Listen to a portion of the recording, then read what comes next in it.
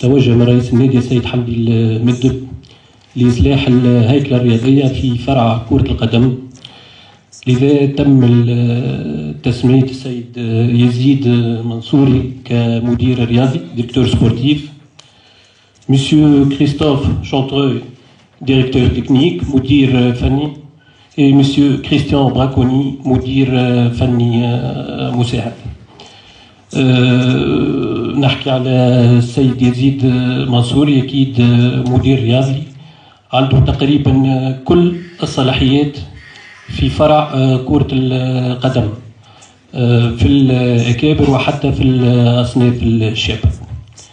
كيف مسيو كريستوف شونتروي كارير ما شاء الله كبيرة في فرنسا وفي افريقيا، كان حتى موجود في سونتر ديامبارس في السنغال، عنده خبرة كبيرة. مسيو كريستيان براكوني يكفي نقول متحصل على كاس جامبرديلا مع الأولمبيك دو مارسي في 45 سنة، المرة الوحيدة اللي تحصلت فيها مارسي على الكوب جامبرديلا، وكيف تعرفوا القيمة نتاعها تحصل عليها مع مسيو كريستيان براكوني. عندهم كارت بلانش من رئيس النادي، معناتها الأمور الرياضية والسياسة الرياضية بالنسبة نتاع النادي، بالنسبة لفرع كرة القدم، بالنسبة ليزيد منصوري، بالنسبة للشبان كيف كريستوف وكريستيان عندهم لا سور تو سكي تكنيك، معناتها من غير تدخل نتاع حد وينجموا يأكدوا الشيء هذا.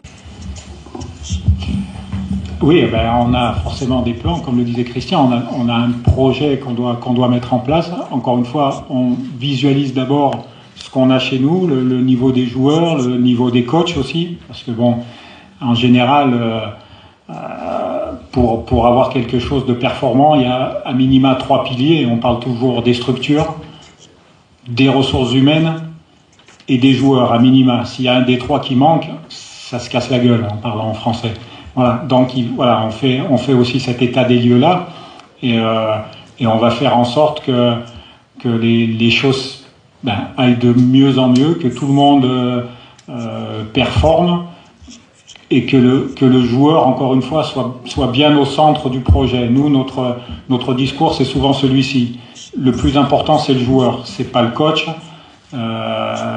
c'est pas l'équipe, c'est le joueur.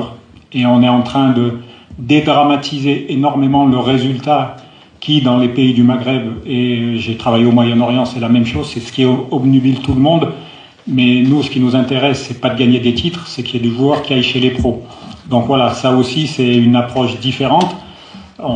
On est compétiteur le dimanche parce qu'on veut gagner les matchs, mais pour nous, l'important, c'est de développer et de faire progresser toute la semaine le joueur. On n'est pas là pour travailler sur l'équipe, on est là pour travailler sur le joueur.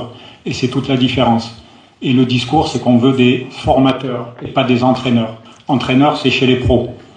Nous, on veut des formateurs, on veut effectivement développer les joueurs, et on va tout faire et tout mettre en œuvre et adapter ce qu'on pourra adapter, encore une fois, par rapport à la scolarité, la disponibilité, etc. de tout le monde, pour améliorer ça et pour tirer nos meilleurs joueurs vers le haut. Puisque l'intérêt pour nous, il réside là-dedans. Voilà. Très vite rendu compte qu'ici, à l'Espérance de Tunis, il y avait une attente exacerbée des résultats, que ce soit au niveau des professionnels ou au niveau des plus jeunes.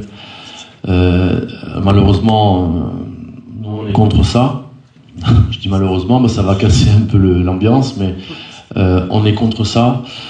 Christophe l'a dit, nous on est là pour former des joueurs, on est là pour mettre le joueur au cœur du projet et non pas le résultat.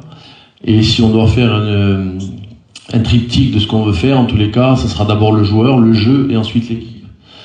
Si on forme le joueur et qu'on joue bien, on aura des bonnes équipes, on aura des résultats. C'est dans ce sens-là qu'on veut travailler et pas dans un autre sens, pas l'inverse. Gagner des matchs, c'est facile, surtout quand on est à l'Espérance de Tunis, parce qu'on a quand même souvent les meilleurs joueurs, souvent les meilleures catégories.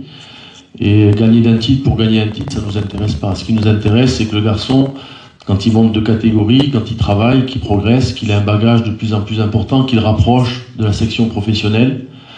Et si on fait bien notre travail et qu'on est bien aidé, ben bien sûr qu'on aura des joueurs qui seront performants. Et s'ils sont performants, l'équipe sera performante, on aura des résultats et il y aura des gamins qui postuleront l'équipe professionnelle. Donc moi j'ai travaillé comme ça à Marseille pendant 2 ans. Sur 2 ans, j'ai 7 garçons qui sont passés professionnels. Donc avec cette expérience-là en plus, on sait que c'est ce qu'il faut faire. Salam alaikum, bonjour à tous. Donc, je me présente rapidement. Yazid Mansouri, nouveau directeur sportif de l'Espérance de Tunis. Donc ravi d'être ici, content de relever le défi et le challenge qui m'est offert. Donc j'en profite de ce moment pour remercier le président Serhandi pour la confiance qu'il nous a témoigné à tous. Donc voilà, je tiens à souligner qu'on a eu un contact très fort. C'est un grand passionné de football, donc il m'a fait part un peu de ses ambitions. Donc on va essayer de lui rendre la confiance qu'il nous a donnée. Donc on va faire croyez-moi, le maximum. On va donner tout ce qu'on sait faire, tout ce qu'on connaît pour atteindre à moyen et long terme nos objectifs, Inch'Allah. Voilà. Pour ce qui concerne le recrutement, actuellement, vous avez bien vu que le championnat, on est limité par un certain nombre d'étrangers. Donc là, on a 9 joueurs étrangers. Donc déjà, dans la gestion pour le coach, c'est un casse-tête. Il ne faut pas oublier que donc, on a le droit de jouer nos limites en Champions League, mais pour le championnat, on reste limité. Donc on ne peut pas se permettre d'entasser les joueurs. Déjà, dans la gestion pour le coach, c'est un casse-tête tous les week-ends. Et il ne faut pas oublier une chose, il faut que le joueur reste compétitif. Parce que chaque week-end, il y a 3 joueurs qui sont en tribune pendant le championnat. Donc, on fera des ajustements, des réajustements également si il est nécessaire, s'il y a des manques ou blessures. Là, oui. Mais recruter pour recruter, je ne vois pas l'intérêt. Donc, il faut être aussi stratégique. Oui, s'il y a des départs, effectivement. C'est pour ça que je dis, on fera des ajustements, des réajustements s'il y a des besoins. Mais à l'heure actuelle, il y a le quota qui est au taquet, qui est au maximum. Donc, je ne pense pas que entasser les joueurs, ça soit la meilleure solution. Pour le coach, déjà, c'est dans une gestion, c'est très compliqué pour lui. Donc, il faut bien analyser les situations. Et puis, il y a des timings. Il faut trouver le bon moment s'il y a des besoins. C'est suffisant pour le moment. Pour le moment, c'est amplement suffisant. Et pour ma deuxième question, s'il vous plaît, monsieur. C'était quoi, en fait, la deuxième ? C'est votre limite de votre mission par rapport à coach Kanza. On échange en permanence avec le coach. Il faut savoir, on a un dialogue, on a un échange en permanence. Je le vois après les entraînements, avant les entraînements, on discute, on échange. On parle des besoins, on parle de la forme du moment des uns et des autres. On parle justement de sa gestion des joueurs étrangers. Voilà, donc c'est une bonne formule à trouver à chaque fois. Donc c'est pas évident. Il faut peser tout ça, il faut évaluer tout ça. Donc les limites, il n'y en a pas. On parle le même football, on parle le même langage. Donc on est sur la même longueur d'onde. Donc à partir de là, on met tout en application pour obtenir du contenu sur les matchs le week-end et des résultats, bien sûr, parce que on est attendu beaucoup pour ça ici. Plus grand recrutement. Alors, Ogbello, moi je l'ai trouvé ici, donc j'ai pas participé à son recrutement. Non, la prolongation de contrat, oui.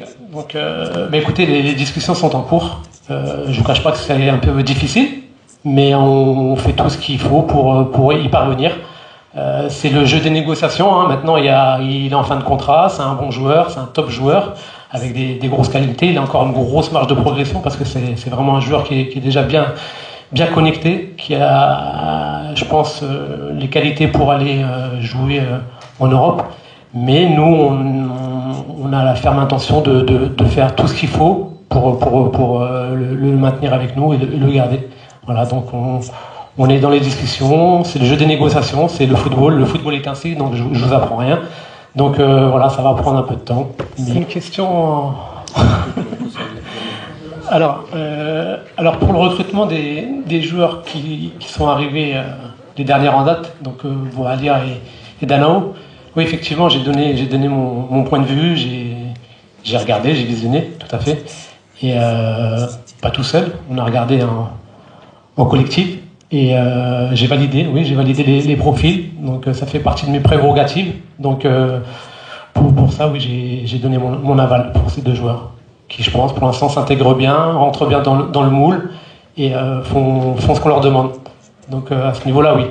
Concernant le recrutement, alors oui, là, effectivement, la première des choses, la première démarche, c'est de regarder tout le territoire national. Ça, il faut avoir la main mise sur le territoire national. Ça, c'est la base, c'est la première des choses. Dans la feuille de route que j'ai tracée à mes recruteurs. Déjà, tu peux dire qu'on a une cellule. Oui, c'est ce que donc j'ai une cellule qui travaille pour moi, effectivement. Donc j'ai Ziad Lamara, ancien directeur technique, alors qui s'occupe des loan players. Donc il fait le suivi de tous nos joueurs qui sont prêtés dans les clubs différents en Tunisie. Donc il me fait un rapport tous les mois détaillé sur chaque joueur. Et il a aussi la tâche, effectivement, de regarder aussi tous les joueurs qui jouent en Ligue 1 et Ligue 2 confondus. Donc on regarde partout. Donc c'est la feuille de route que je leur ai tracée. Ensuite, j'ai Mohamed Garbi qui est là depuis plus longtemps, qui est recruteur également. Donc pareil, ils ont des missions bien définies, des tâches bien définies pour le recrutement. Donc la première, comme j'ai dit, la première des choses, c'est de maîtriser le territoire national. Ça, c'est la base. Deuxièmement, après, il faut ouvrir l'Afrique. Donc on va élargir le territoire africain de long en large. On va regarder les académies, on va regarder les tournois de jeunes équipes, les jeunes nations.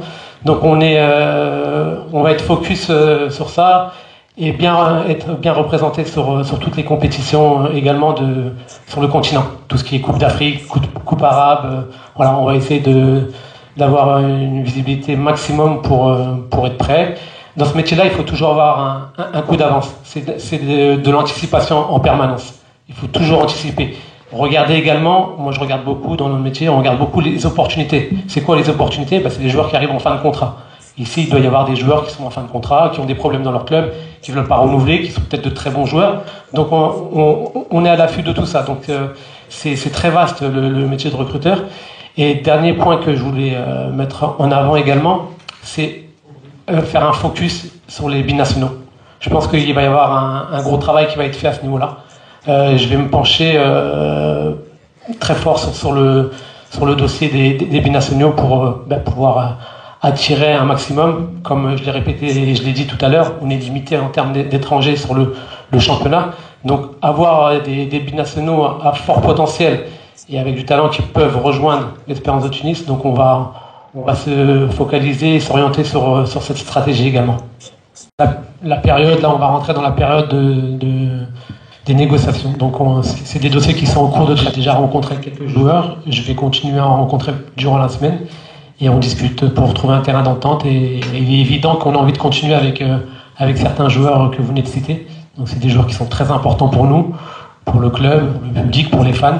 Donc on va tout mettre en œuvre pour aboutir et conclure d'un accord le plus tôt possible. Salam alaikum, bonjour à tous. Donc, je me présente rapidement, Yazid Mansouri, nouveau directeur sportif de l'Espérance de Tunis. Donc ravi d'être ici, content de relever le défi et le challenge qui m'est offert. Donc j'en profite de ce moment pour remercier le président Serhandi pour la confiance qu'il nous a témoigné à tous. Donc voilà, je tiens à souligner qu'on a eu un contact très fort. C'est un grand passionné de football, donc il m'a fait part un peu de ses ambitions. Donc on va essayer de lui rendre la confiance qu'il nous a donnée.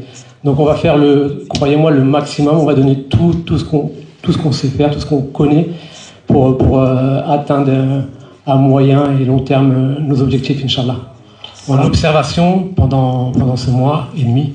Il y a beaucoup de choses à voir, à analyser. Ça me fait beaucoup d'informations d'un coup, de connaître le club, le fonctionnement, les joueurs, les staffs. Donc j'avais beaucoup à emmagasiner, beaucoup d'informations d'un coup. Donc là, je commence à m'adapter tout doucement au contexte, à l'environnement, au staff, aux joueurs. Donc il y a beaucoup de choses.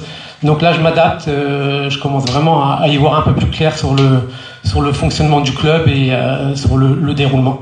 Donc là, on va commencer à se mettre sur la phase 2 du projet, donc mettre les choses en place tout doucement et progressivement. Voilà.